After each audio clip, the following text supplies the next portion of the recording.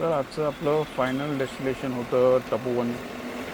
जे ऑली ते तपोवन अंदाजन 1 तास आम्हाला लागणार होता. आणि संपूर्ण घाटाचा रस्ता आहे. ऑन द वे आम्ही हे हनुमान शिला, नंदादेवी टेम्पल, द्रोणागिरी पर्वत आणि फायनली जो रस्ता नीती व्हॅलीला जातो तो आम्ही करत करत तपोवनला पोचलो. तर नमस्कार मंडळी, आणि आता वाजलेले आहेत बरोबर 6 वाजलेत. आणि आता आम्ही जाणार आहोत इकडे तपोवन म्हणून एक जागा आहे. तिकडे गौरी कुंड आहेत, गरम पाण्याचे कुंड आहेत. तर सुरभी येत नाही आहे,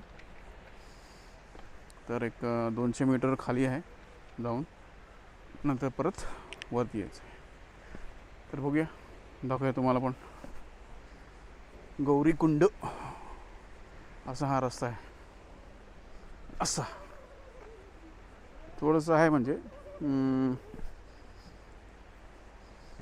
चढण नंतर आहे, आता काय वाटणार नाही.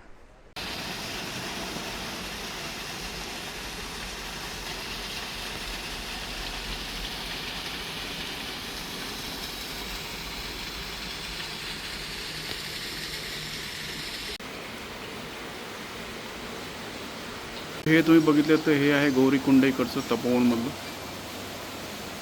चांगलं एकदम मस्त स्वच्छ पाणी आहे.